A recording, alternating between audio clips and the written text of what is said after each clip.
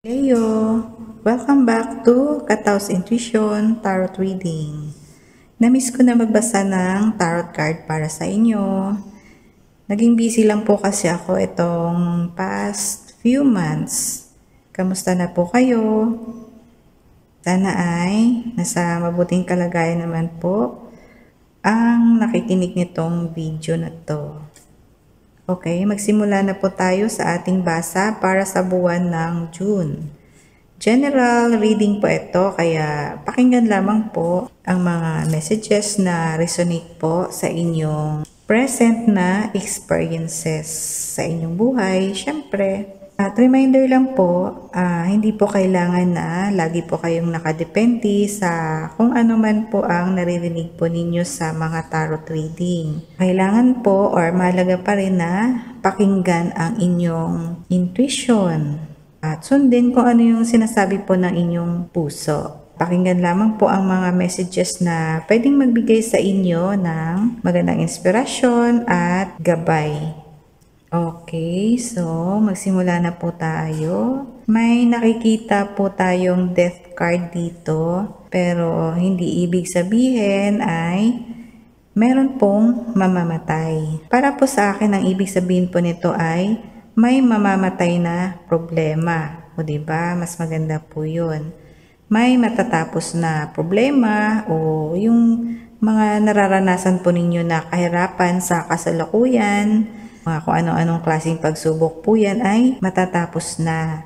Para naman po sa iba na Leo, ang ibig sabihin naman po nitong death card ay meron pong magtatapos na something na gusto po ninyong baguhin para po sa ikabubuti na inyong mga sarili. Yan po. Example po, ending ng isang toxic relationship. Yun, pwedeng nagkaroon po kayo ng realization na meron pong mali sa inyong mga present na relationship. Pwedeng tatapusin nyo na po or iiwasan nyo na po. Tumutukoy din po ito sa toxic kind of friendships. Pwedeng ending din ng isang career or trabaho kung saan ay pwedeng hindi na kayo masaya kaya po ay aalis. Or pwedeng natapos na po ang inyong mga kontrata sa inyong mga present na trabaho.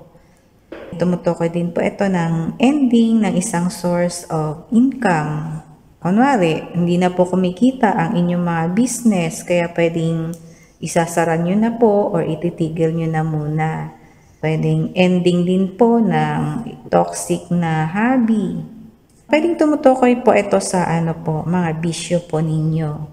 Example po, yung meron po kayong mga bisyo, sugal, at iba-ibang klase po ng bisyo na nagbibigay lang naman po ng problema sa inyong mga sarili, hindi naman po nakakatulong, bagkus ay nakakaapekto pa po sa inyong mga kalusugan, nakakaapekto din po sa inyong mga family. Kaya parang nagkakaroon po kayo ng realization at nakikita ko po ngayon dito sa inyong card na determinado po kayo na sa panahong ito po ay gusto nyo na pong putulin or tapusin or itigil na ang ganong klaseng bagay o sitwasyon sa inyong buhay. Kaya may mangyayari po na transformation at healing para mabigyan daan po ang isang mas bonggang simula. Sa may mga business po na matitigil po ang inyong business, pwedeng ang mangyayari po ay magsisimula po ulit kayo ng panibago at mas magandang ori ng business. Ganon. Kung may death po na nangyayari, ang ibig sabihin nun, may kasunod po yun na rebirth. Or may mga magagandang opportunity po na dadating para po sa panibagong simula.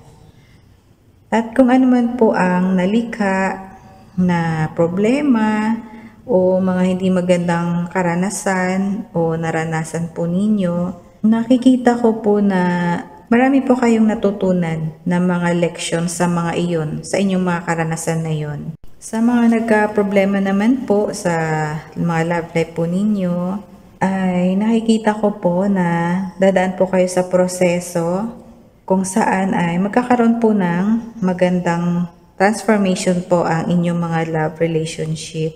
Dahil katabi po niya itong Four of Swords ay nagsasuggest po ito na kailangan po ninyo ng self-care at contemplation.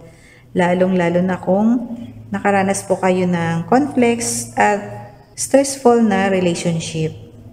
Kung gusto niyo po na ma-save at ma-rebuild ang relationship na meron kayo ngayon, ay kailangan po ninyo na mag-healing na pareho. Siguro po ay kailangan niyo pong bigyan ng time ang bawat isa or ang inyong mga partner para mag-bonding together. Example po, mag-travel together or magbakasyon po kayong dalawa, as in, dalawa lang po kayo. Nakikita ko po sa iba sa inyo na magsisimula po ulit kayo, may mag-take ng leap of faith para sa panibagong adventure sa inyong buhay towards po sa pag-abot ng inyong magandang pangarap at sa iyong pangarap na magtagumpay sa iyong mga ambisyon. At kung ano man po ang klase ng ending, ang nangyari o mangyayari pa lang sa iba sa inyo, ay magbibigay pa ito ng kaginhawaan sa inyong mga pakiramdam or emotional fulfillment. Kung ang iba po sa inyo ay nakaramdam ng sakit dahil dito po sa nangyari o mangyayari na ending, ibig sabihin ay sakit sa damdamin, ay mag-heal lang po kayo. Dahil kung ano man po ang inyong naging desisyon or magiging desisyon, ay feeling ko matagal mo na po ito na pinag-isipan, pinag-aralan. Surely po, magdudulot po sa inyo ito ng emotional fulfillment pagkatapos po. Ayan po. Basta mag-heal po muna kayo bago po kayo magsimula. Lalong-lalo na po pagdating po sa love matter po. At para naman po sa ibang Leo, feeling ko po may mga tao po na nag-motivate po sa inyo kung bakit po kayo nakapag-isip na bago. Or bakit po kayo na-inspired na baguhin ang mga bagay-bagay po na mali or feeling ninyo ay hindi na nakakatulong sa inyong pag-grow, sa inyong buhay. Ayun, siguro may nag-motivate po sa inyo, nag-inspired po. Pwedeng Aries, Leo at Sagittarius energy po. Pwedeng sila po ay mga tao na malapit sa inyong buhay, kapamilya na concerned at nagmamahal sa'yo. Pwedeng tao na napakahalaga ka para sa kanya. After ending, may new beginning para sa'yo na naghihintay. May nag-uumapaw na love, happiness, at success, at blessing. Okay, so yun. Leo, kung nagustuhan nyo po itong ating basa sa ngayon, ay huwag nyo po kalimutan na mag-like. At kung hindi pa po kayo nakapag-subscribe, ay pakipindot na po ang subscribe para ma-notify po kayo kapag may bago po akong upload na video para po sa inyo. Maraming salamat po sa inyong mga suporta at see you po next video. Thank you!